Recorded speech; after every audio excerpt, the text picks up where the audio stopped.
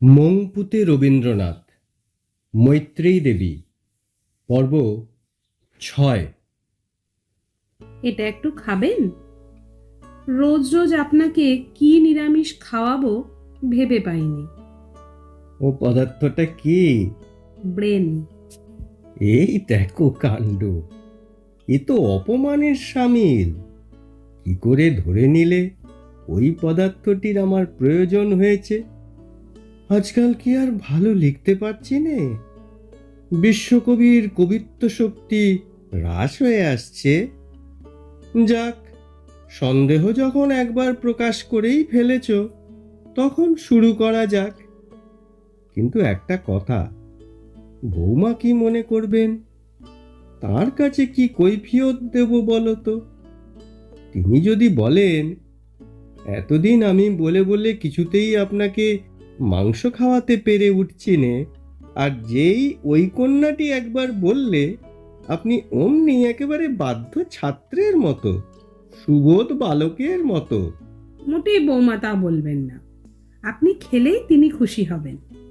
তুমি দু একখানা সাইকোলজির বই সাজিয়ে রেখেছো বটে, কিন্তু তোমার সাইকোলজির জ্ঞান কিছুই হয়নি দেখছি।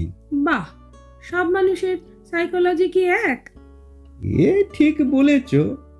তা নয়, বৌমার মন খুব উদার, তোমাকে খুব স্নেহ করেন। আর এই বৃদ্ধ শিশুটির উপরে তো তার স্নেহের অন্ত নেই। তাই কোনো কালে যা ছিল না, এ বয়সে আমার তা হয়েছে। মনটা খোকা হয়ে উঠেছে, সর্বদাই মা মা করে মন। যখন তিনি কোথাও যান, তখন চারিদিক শূন্য বোধ হয়। ওই যে তিনি খাবার সময় কাছটিতে এসে বসেন, আস্তে আস্তে বলেন, এটা একটু খেয়ে দেখুন, সে শুনতে আমার ভারী ভালো লাগে। এরকম কিন্তু আমার ছিল না।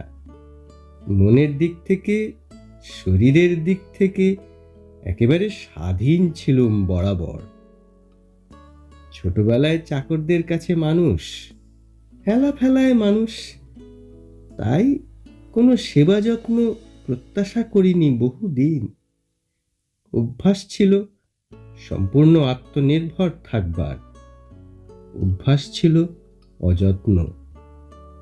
বাঙালি বাবুদের মতো গরমের সময় মেয়েদের হাতের পাখার বাতাস আমার অভ্যাস নয়। কিন্তু ইদানিং এই মাটি আমায় খোকা করে তুলেছেন। বোধহয় বয়সের সঙ্গে সঙ্গে মনটা আবার শিশু হয়ে যাচ্ছে।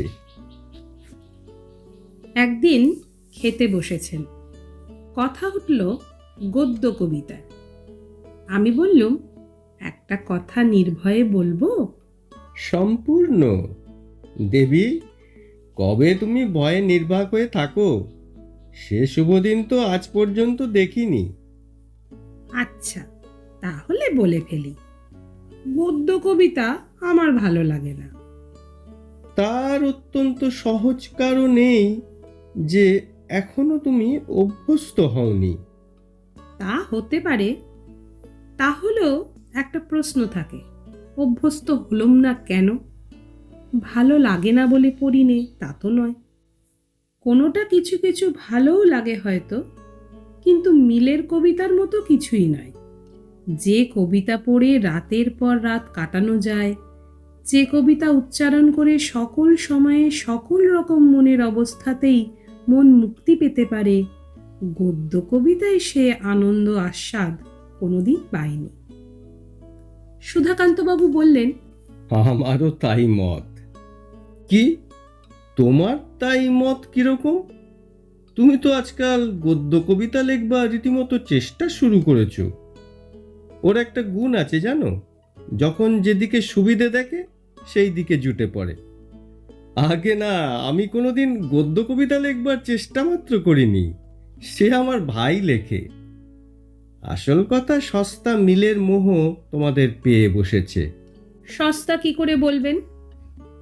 বলাকা কবিতার মিল আছে, তাতে তার দাম কিছু কমেছে কি? ছবি, কবিতাটা মনে এলো বলে গেল। এতে মিল থাকাতে কি ক্ষতি হয়েছে? অর্থের তাৎপর্যের গভীরতা কিছুমাত্র খর্ব হয়েছে কে বলবে? কিন্তু এও ঠিক, যদি মিল না থাকতো এমন করে অন্তরে প্রবেশ করতো না, এর ছন্দবদ্ধ এমন করে মনে থাকতো না। না, তোমরা একটা বড় ভুল করো। দুইয়ের মধ্যে তুলনা চলে না। দুটোই দুরকম রস। এ দুই জিনিস। তুমি যদি গদ্যের সঙ্গে কবিতার তুলনা করো, সেই রকমই হবে। লিপিকা তোমার কেমন লাগে? খুব ভালো। দেখো একবার কন্ট্রাডিকশন কিরকম তোমার মধ্যে। লিপিকা কেন ভালো লাগে? সে তো গদ্য কবিতা, বিশুদ্ধ গদ্য কবিতা। লেখাটা গদ্যের ছাদে, এই মাত্র তফাৎ। শুনুন বলি, পায়ে চলার পথ আমার মুখস্থ আছে, কিন্তু একটাও গদ্য কবিতা বলতে পারবো না। তা থেকেই বুঝবেন যা বলছি সেটা মনের কথা। কিন্তু কেন যে একটা ভালো লাগে আর একটা লাগে না, অত বিশ্লেষণ করবার কি ক্ষমতা আছে আমার? বুঝেছি। তাহলে হয়তো পড়তে পারো না।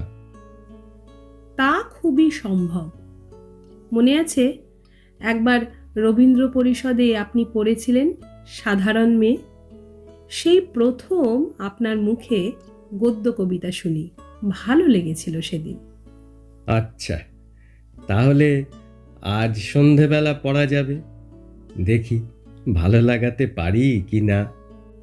সেদিন সন্ধ্যাবেলা চেয়ারের পিছনে বড় আলোটা জ্বেলে দিয়ে শ্যামলী, পত্রপুট প্রভৃতি নিয়ে আমরা দুই বোন উপস্থিত। বইগুলো ওল্টাতে ওল্টাতে বললেন, তা কোথা থেকে শুরু করব? একটু অপেক্ষা করতে হবে, সবাই আসবেন। ওদের যদি তোমাদের মতো উৎসাহ থাকতো, তাহলে এমন হরিণীর মতো ছুটে আসতো। এসো, আমরা শুরু করি। যা হোক, ক্রমে সকলে এসে বসলেন। শুরু হলো পড়া। শ্যামলী সম্পূর্ণ পড়া হলো, পত্রপুটেরও অনেকখানি। সেই সাধারণ মেয়ে আবার পড়লেন। ক্রমে রাত্রি হয়ে এলো, অরণ্যে ঝিঁঝি পোকাদের ঐকতান প্রবলতর হয়ে উঠল। ওর খাবার সময় উত্তীর্ণ হয়ে গেল। গৃহিণীর কর্তব্য সম্পূর্ণ বিস্মৃত হয়েছিলুম সেদিন। কত যে ভালো লেগেছিল সে কথা আজ মনে পড়ে। তবু ঔদ্ধত্য তো কম নয়। অনায়াসে বললুম, আপনি পড়লে তো ভালো লাগবেই, সর্বদা আপনাকে পাবো কোথায়? উনি হাসলেন। হেরেও জিতবে, এই কি প্রতিজ্ঞা?